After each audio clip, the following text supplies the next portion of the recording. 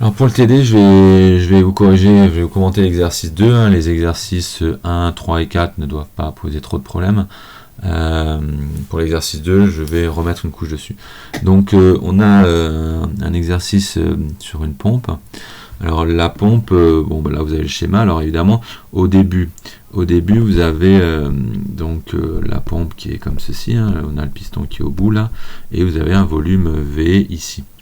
Volume donc du réservoir, et donc ça c'est le volume V, et ici vous avez volume V0 du corps de la pompe.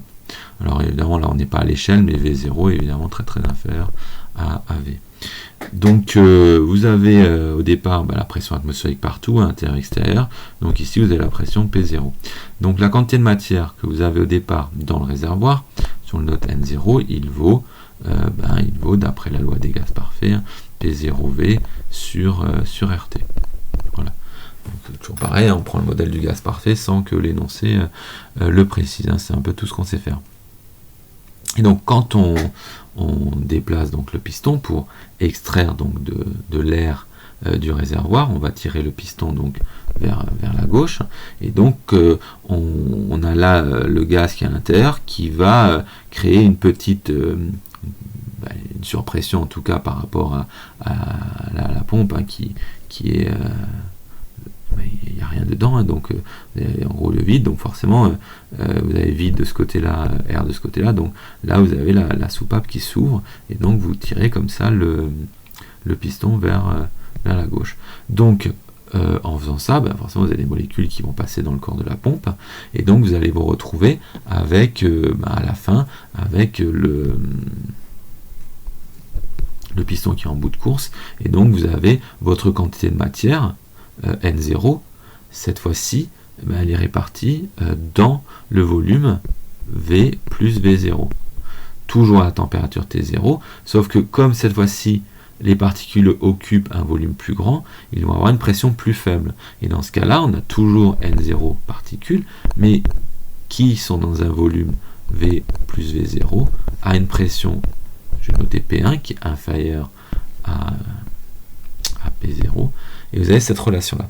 Et donc si vous regardez les deux relations là, qu'est-ce que vous avez? Vous avez N0 RT qui est une constante puisque la température ne change pas, et la quantité de matière pour l'instant en tout cas est la même.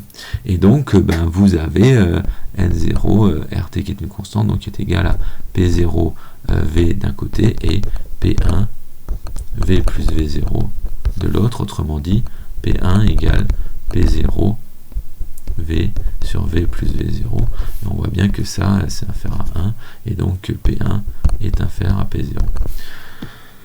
Donc ensuite, donc ça c'est essentiel. Ensuite, donc quand on pousse vers la droite, le piston là va se refermer, et on va expulser par l'autre piston l'excès qui est donc dans la partie de gaz qui est dans le volume V0. Et donc on a un système qui est à peu près comme ceci, hein, et qui est en train d'expulser la partie qui était contenue dans V0. Donc quand on a fini, on se retrouve à la fin avec notre réservoir fermé, après cette première opération, avec toujours le volume V0, sauf que cette fois-ci la pression, là la pression elle va aller P1, donc au moment où on ferme, d'accord, la pression vaut toujours P1, donc là elle vaut P1, ce qui fait qu'on a une quantité de matière inférieure, qu'on pourrait noter N1, et donc on a N1 qui est égal à P1 V, pardon c'est V, c'est pas V0, V sur RT, d'accord, donc forcément N1 est inférieur à N0, puisqu'il n'y a pas la partie V0 dedans.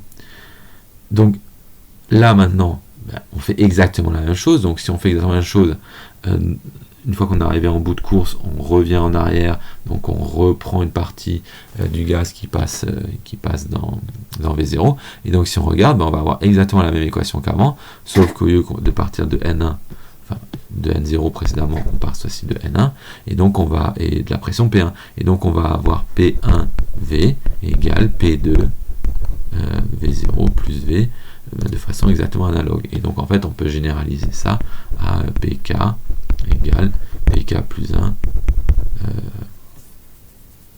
fois donc V0 plus V sur V.